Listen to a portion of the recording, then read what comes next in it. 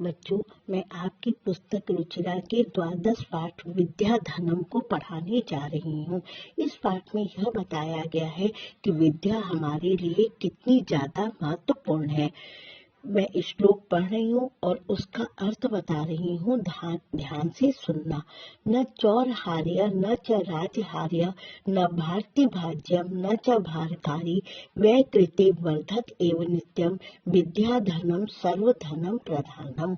न चोर इसे चुरा सकता है, न च राजहार्य न राजा इसे छीन सकता है, न भारती भाज्यम न च भारकारी न भाई इसे बंटवारे में बांट सकता है, न च भारकारी इसका कोई भार भी नहीं होता है। वह कृते वर्धत एवं नित्यम जितना भी खर्च किया जाता है यह उतना ही बढ़ता है। विद्या धनम सर्व धनम प्रधानम, इसलिए विद्या धन सभी धनों में प्रधान है। बच्चों, फिर से इस श्लोक का अर्थ देखो। न चोर इसे चुरा सकता है, न राजा इसे छीन सकता है, न भाई इसे बंटवारे में बांट सकता है, इसका कोई भार भी नहीं होता है। जितना खर्च किया जाता है उतना ही रोज बढ़ता है, इसलिए विद्या धन सभी धनों में प्रधान है। अब मैं दूसरा श्लोक का अर्थ बता रही हूँ। विद्या नाम नरस्य रूपम अधिकम प्रच्छन्न गुप्त धर्म विद्या भोग करी यश सुख करी विद्या गुरु नाम गुरु विद्या बंधुजनों विदेश गमने विद्या परा देवता विद्या राजसु पूज्यते नहीं धनम विद्या विहीना पशु। विद्या नाम नरस्य रूपम अधिकम प्रच्छन्न गुप्त धनम, विद्या मनुष्य का सौंदर्य है। प्रच्छन्न गुप्त धनम, प्रच्छन्न गुप्त धनम का मतलब छिपा हुआ खजाना है। तो विद्या मनुष्य का सौंदर्य है, छिपा हुआ खजाना है। विद्या भोग करी, विद्या भोगों को दिलाने वाली है। विद्या आपके यश को बढ़ाने वाली है। सुख करी और सुख को देने वाली है। विद्या गुरुओं की भी गुरु है। विद्या बंधु जनों विदेश गमने, विदेश जाने पर विद्या भाई के समान होती है। विद्या परा देवता, विद्या दूसरी देवता है। विद्या राजसु पूज्यते, राजा लोग विद्या की पूजा करते हैं, नहीं धनम, धन की पूजा नहीं करते हैं। विद्या विहीना पशु, विद्या से विहीन मनुष्य पशु के समान होता है। फिर से देखो, विद्या मनुष्य का छिपा हुआ सौंदर्य है। विद्या मनुष्य का सौंदर्य है और विद्या मनुष्य का छिपा हुआ धन है। विद्या भोग को दिलाने वाली है, यश को देने वाली है, सुख को दिलाने वाली है और विद्या गुरुओं के भी गुरु है। विदेश जाने पर विद्या भाई के समान होती है। विद्या सबसे बड़ा धन है। राजा लोग विद्या की पूजा करते हैं, धन की नहीं करते हैं। विद्या से विहीन मनुष्य पशु के समान होता है। अब तीसरा श्लोक। केवरा न विभूषन्ति पुरुषा हारा न चंद्रोज्ज्वला न स्नानम न विलेपनम न कुष्मम न अलंकृता मूर्जजा वाणिक्याम समलंकृति पुरुषा या संस्कृता धार्यते छियन्ति अखिल भूषणानि सततम वाग्भूषणम भूषणम। केवरा न विभूषन्ति, बाजू बंद भी सुशोभित नहीं होते हैं, न पुरुषों के उजले हार सुशोभित होते हैं, न स्नान सुशोभित होता है, न लेप, न फूल और न फूलों से बनी हुई चोटी सुशोभित होती है। वाणिक्याम समलंकृति पुरुषा या संस्कृता धार्यता, जो जिस मनुष्य को की वाणी जो है अच्छी होती है और जो संस्कार वाला होता है वही मनुष्य अच्छा प्रतीत होता है। छियन्ते अखिल भूषणानि, सारे आभूषण नष्ट हो जाते हैं। सततम वाग्भूषणम भूषणम, जो बोली रूपी आभूषण है वह हमेशा विराजमान होता है।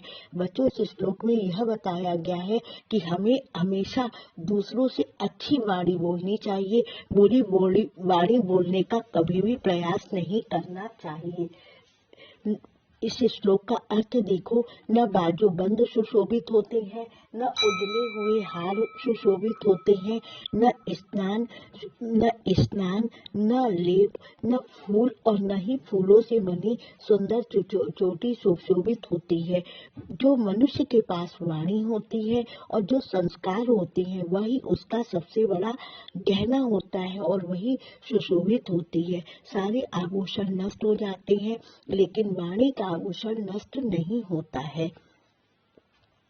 चौथे श्लोक का अर्थ देखो, विद्या नाम नरस्य कीर्ति तुला भाग्य क्षय चास रहे धेनु काम दुधा रतिश्च विरहे नेत्र तृतीय चसा सत्कार यातनम कुलस्य महिमा रत्ने विना विभूषणम तस्माद मोपेक्षा सर्व विषय विद्या अधिकारम कुरु।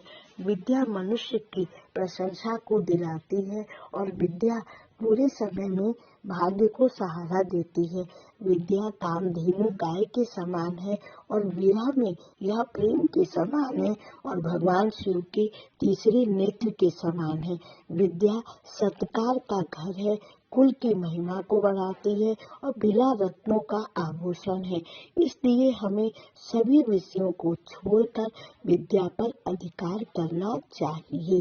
चौथे श्लोक का अर्थ है कि विद्या मनुष्य की प्रशंसा को दिलाती है। विद्या बुरे समय में भाग्य को सहारा देती है। भगवान शंकर के तीसरे नेत्र की तरह है, कामधेनु गाय के समान है और विरह में प्रेम के समान है।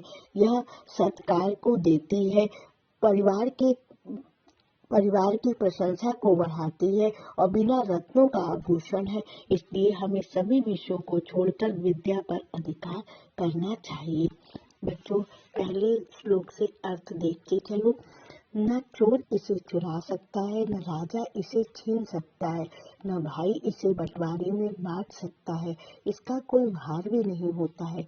जितना खर्च किया जाता है उतना ही बढ़ता है। इसलिए विद्या धन सभी धनों में प्रधान है। दूसरे श्लोक का अर्थ है, विद्या मनुष्य का छिपा हुआ खजाना है और विद्या मनुष्य के सौंदर्य को बढ़ाती है। विद्या भोगों को देने वाली है, यश को देने वाली है, सुख को देने वाली है। विद्या गुरुओं की भी गुरु है। विदेश जाने पर विद्या भाई के समान होती है। विद्या सबसे बड़ी देवता है। राजा लोग विद्या की पूजा करते हैं, धन की कोई नहीं करता है। विद्या से विहीन मनुष्य पशु के समान होता है। न तीसरे श्लोक का अर्थ है, न बाजू बंद सुशोभित होते हैं, न उजले हुए हार सुशोभित होते हैं, न स्नान न लेप न फूल और न ही फूलों से बनी चोटी सुशोभित होती है। जिसके पास वाणी रूपी गहना है और जिसके पास संस्कार है वही सुशोभित होते हैं। सारे आभूषण नष्ट हो जाते हैं लेकिन वाणी रूपी आभूषण कभी भी नष्ट नहीं होता है। चौथे श्लोक का अर्थ है, विद्या मनुष्य को प्रशंसा दिलाती है, बुरे समय में भाग्य को सहारा देती है। कामधेनु गाय के समान है, विरह में प्रेम के समान है और भगवान शिव के तीसरे नेत्र के समान है। यह सत्कार का घर है, परिवार की महिमा को बढ़ाती है, बिना रत्नों का आभूषण है। इसलिए हमें सभी चीजों को छोड़कर विद्या पर अधिकार करना चाहिए। बच्चों, अब मैं शब्दार्थ पढ़ रही हूँ, ध्यान से देखना। चौरहार्यम चोरों के द्वारा चुराने योग्य, राजहार्यम राजा के द्वारा छीनने योग्य, भारतीय भाग्यम भाइयों के द्वारा बांटने योग्य, भार करी भार बढ़ाने वाली, प्रच्छन्न गुप्तम अत्यंत गुप्त, भोग करी भोग का साधन उपलब्ध कराने वाली, परा सबसे बड़ी, राजसु राजाओं में, केवरा बाजूबंद, चंद्रोज्वला चंद्रमा के समान चमकने वाली, विलेपनम शरीर पर लेप करने वाला, सुगंधित द्रव्य, नालंकृता नहीं सजाया हुआ, मूर्धजा वीणी या चोटी, वाणिक्याम एकमात्र वाणी, समलंकृति अच्छी तरह सुशोभित करती है, संस्कृता संस्कार युक्त, धार्यते धारण की जाती है, छियंते अखिल भूषाणी संपूर्ण आभूषण नष्ट हो जाते हैं, भाग्य क्षय अच्छे दिन बीत जाने पर, आश्रय सहारा कामधेनु इच्छा अनुसार फल देने वाली, सत्कार यातनम सम्मान का केंद्र, बिना रत्नों से रहित, विद्या अधिकारम विद्या पर अधिकार, तस्माद् न मोपेक्षा, अतः दूसरे सबको छोड़कर।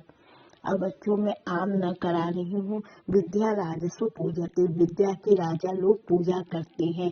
आम वाग्भूषणम भूषणम न, बोली का आभूषण आभूषण नहीं होता है। न विद्या धनम सर्वधनेषु प्रधानम। आम विदेश गमने विद्या बंधु जना न भवति। न सर्व विहाय विद्याधिकारम कुरु। आम बच्चों, दूसरे क्वेश्चन का आंसर मैंने पीडीएफ में भेज दिया है। अब आप मैच देखो। विद्या राजसु पूज्यते नहीं धनम, विद्या विहीन पशु। केवला न बुभुष्यन्ति पुरुषम, हाला न चंद्रोज्ज्वला। न चौरहार्य न च राजहार्यम, न भारती भाज्यम न राजधार न भारकारी। सत्कार यात्रम कुल से महिमा, या संस्कृता धार्यते। वाणी क्या सबल क्रोधी पुरुषम, या संस्कृता धार्यते। बच्चों, अब मैच के बाद आप प्रश्नानाम उत्तराणी लिखत देखो। का पशु, विद्या विहीन पशु। का भोग करी, विद्या भोग करी। के पुरुषम न विभूषन्ति, चंद्रोज्ज्वल हाला। का एका पुरुष समलंकृति वाणी, कानी छियन्ते अखिल भूषाणी। बच्चों, प्रश्न निर्माण का आंसर भी मैंने पीडीएफ में भेज दिया है। अब प्रश्न पूर्ण वाक्य ने प्रश्नानाम उत्तराणी लिखत। पूर्ण वाक्य में प्रश्नों का उत्तर लिखो। गुरुनाम गुरु का अस्ति, गुरुनाम गुरु विद्या अस्ति। गुरुनाम गुरु विद्या अस्ति। कीदृशम वाणी पुरुषम समलंकृति, कैसी वाणी पुरुष को अलंकृत करती है। संस्कृता वाणी पुरुषम समलंकृति। वैकृते किम वर्धते, वैकृते विद्या वर्तते। भाग्य 6 आश्रय च, भाग्य 6 आश्रय विद्या। बच्चों, अब हम आपको पुल्लिंग, स्त्रीलिंग और नपुंसकलिंग कराने जा रहे हैं। इसमें पुल्लिंग है मूर्धजा पशु, मूर्धजा पशु गुरु।